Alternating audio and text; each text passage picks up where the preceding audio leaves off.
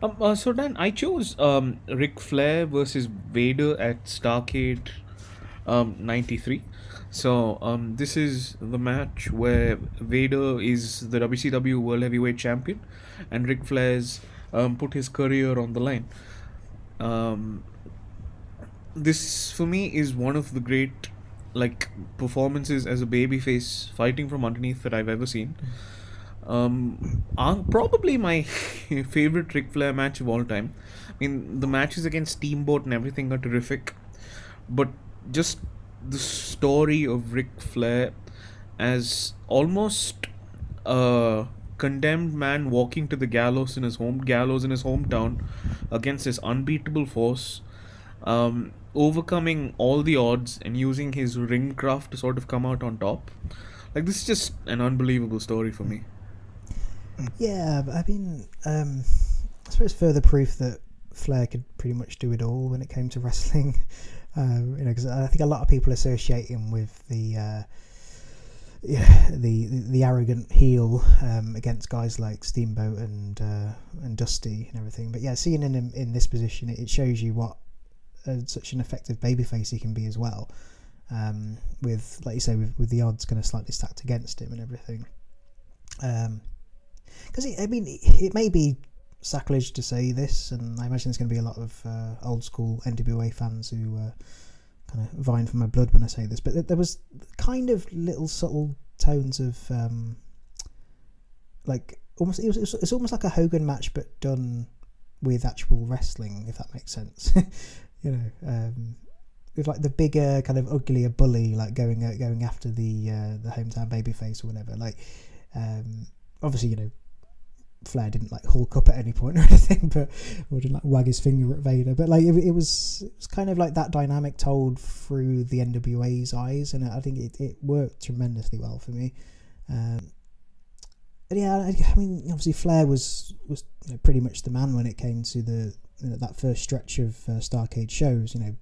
Flair was always sort of involved there or thereabouts in the main event picture and everything.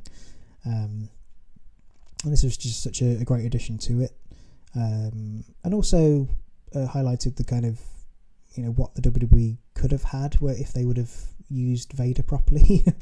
Like another missed opportunity there for Vince McMahon. But yeah, just a great clash of styles in this, and like you say, I think it's Flair doing what he does best, and it's just shows the kind of the versatility of his in-ring performances and his character in general. So it's just really well done. And right throughout the show, Dan, you start off with this montage of Ric Flair's life. You then get to the scene where Flair's is at home and he's bidding his wife and his children farewell, and he's in the car with the car being interviewed by the great Mean Gene Okerlund, and those two are just so fantastic at conveying the stakes of this match. Like, you really feel like as though like this is the last time you're ever going to see Ric Flair wrestle, and that he just got no chance against this unstoppable behemoth in Vader. Ric Flair's had several retirement matches since then, but I'd argue this one's even better than the one he had against Shawn Michaels at WrestleMania 24. Ooh, that's a big statement to make there. But I know what you mean though, and I think there was different dynamics, I suppose, with those two matches. But yeah, I think there was. I mean, obviously neither of us were old enough to have kind of lived through this, but like looking back on it and trying to kind of immerse yourself in the storyline and sort of imagining what it would have been like to have been a fan back then watching it live, I think there definitely was a feel that Ric Flair was just on the back foot, and Vader was going to be too much for him as an opponent. Yup. What did you think? I mean, would you say Vader was effective in this role? Like, what did you think of his title reign in WCW? I mean, Dan, like you said, obviously, we didn't live through this, but on this show at least, I mean, to me, Vader comes across as a fantastic dominant heel champion. It's almost like Brock Lesnar in the modern day sort of thing. if I were to equate this to like a modern like professional wrestling match, it's sort of like Ric Flair versus I mean, so with sort of like a Daniel Bryan versus Brock Lesnar match, sort of, because Vader is similar to Lesnar in the sense that he's a fantastic athlete. He's got the amateur wrestling credentials as well. He works pretty stiff. Um, so yeah, Dan, and given his like shoot fight background in Japan and everything, I was absolutely willing to buy Vader as the dominant monster. Yeah, I mean, I'm limited as to what I know about Vader's career, to be honest, like just, again because of my age and everything, but I know that they did a really effective angle with Vader in Japan where he basically came and ran through Inoki, which was pretty much like unheard of for Antonio Inoki to be defeated like that easily by this sort of foreign monster that sort of came from nowhere. And they sort of tried to replicate some of that in his time in WCW as well. It's just such a shame that we didn't get to see that in the WWF, because Shawn Michaels decided to throw a hissy fit, and that was pretty much the end of Vader's career in the WWF. But yeah, just seeing him in this position in the WCW, and it just reminds you of what a talent he was. Again, very kind of athletic for his size, and just very effective as this kind of big man bully almost. And yeah, definitely similar to the type of thing we see with Lesnar today. Yeah, I mean that's right, and like the story is just fantastic, right? It's Ric Flair on most nights doesn't stand a chance against Vader, but on this particular night, with his hometown crowd, beside him, he can do just enough to outwit Vader and get the win. That's a sort of subtle storytelling that WWE will just never give you. Yeah, well, yeah, only when they're forced to, I suppose. It's not something they ever plan for, but when it happens by accident now and again. But yeah, like other companies are just better at sort of building that storyline organically. And just one last thing, like you and I, we sort of developed a soft spot for Jim Cornette over the last couple of years, and when he talks to you about how NWA and WCW back in the day felt a little bit more like an athletic contest as opposed to WWE, and when he tries to talk to you about the differences between quote unquote professional wrestling and quote unquote sports entertainment, like this is what he's trying to tell you about it. Like it's a bit more grimy, it's a bit grittier.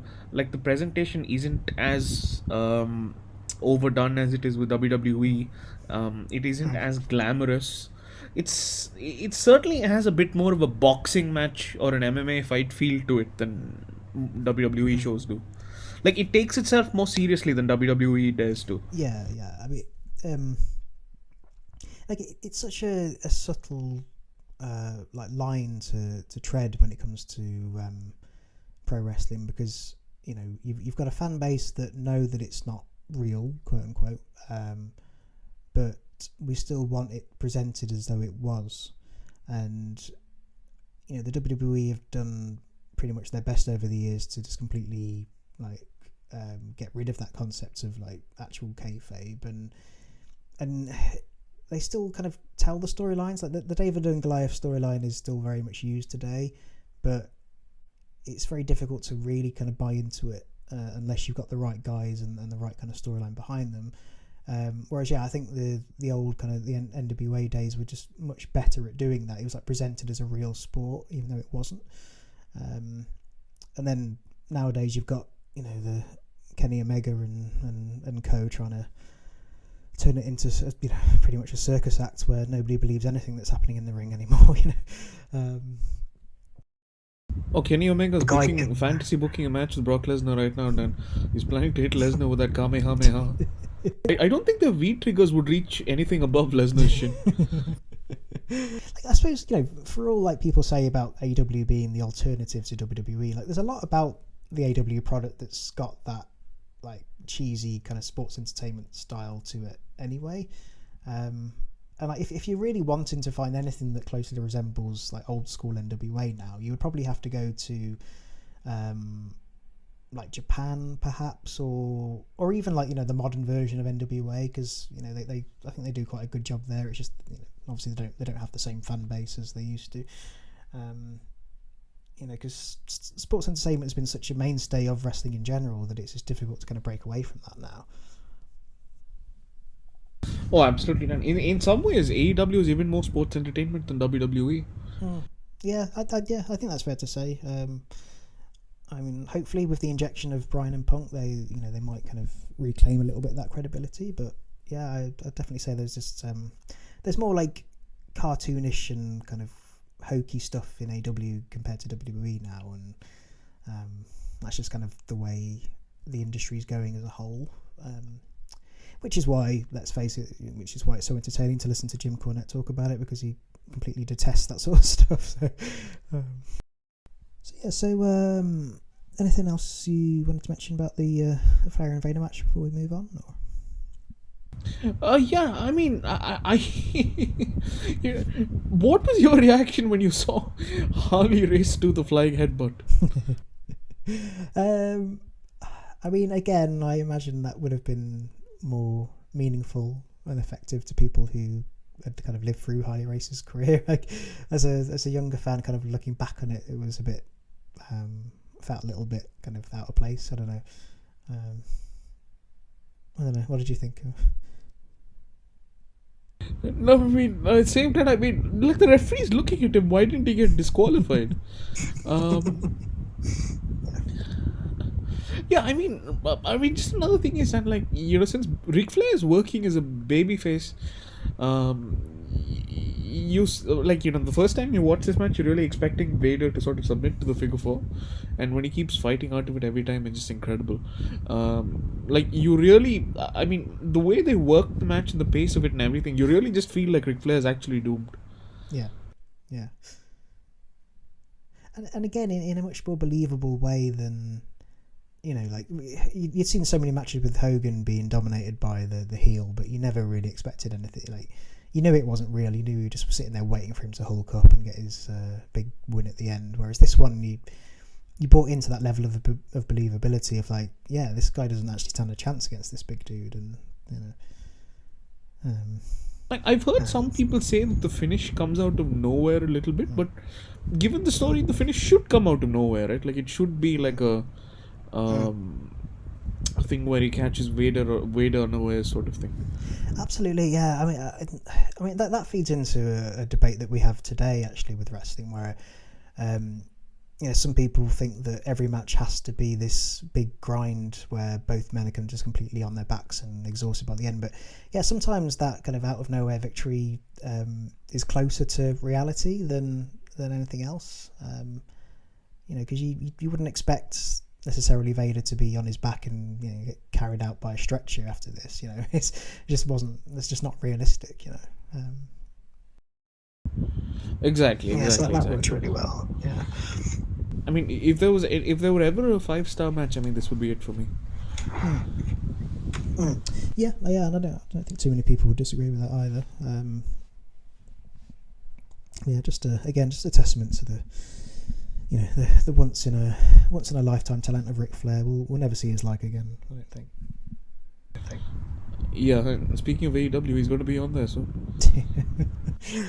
My only hope is that if he joins AEW and kind of aligns himself with Andrade, that might leave the door open for Charlotte to go over, and then I don't have to see Charlotte Flair destroy all of the talented women on the WWE Women's Division. I mean, she can go over to AEW and run through them, because I don't really care about their women's division. But I'm just so sick of Charlotte Flair just coming in and it's something like, isn't she on like 12 title victories or something stupid now? Oh yeah. She's going to pass John Cena and Ric Flair, but it's so expected, and it's just no attempt to tell any kind of story. It's just doesn't really matter what's going on with the women's division. It's just we're just waiting for Charlotte to come back and like regain her crown. And they're kind of running the risk of doing the same with Becky Lynch as well, by the looks of it. Yeah. Oh god, I mean, these people have no idea how to book. So I think, like, if I ever do end up being like a regular AW viewer and only watching AW, it's it's a result of just being so fed up with with what WWE are doing, it's never seemed to learn. Yeah, I don't know. It's a strange one. Yeah, I mean, the problem is then, like, the answer to everything for WWE seems to be, oh, we'll build Roman Reigns until he can have a match with this guy, or we'll build Roman Reigns until he can have a match with that guy. And it's like, and that's boring, you know what I mean? Like, who wants to watch that for 3 years? I move on. Create new stars. Do interesting stories. I've seen enough of Roman Reigns. He's fantastic, but well, that's the thing, because they're saying that he's going to have this sort of trilogy of matches with, he's obviously beaten Cena now. We'll probably beat Lesnar at whenever they end up doing that, and then if they are going to do The Rock at WrestleMania, I mean, realistically, who have they got that would be of any threat? Like, if he goes through Cena, Lesnar, and The Rock, like, there is literally nobody on the current roster that would pose any kind of a challenge to him. And they're gonna do what they did before and just write themselves into this corner where there's no believable contender for him, and he's going to be another John Cena who just kills pushes before they even start. even if there is somebody who we've forgotten about, he'll probably debut for AEW tomorrow. So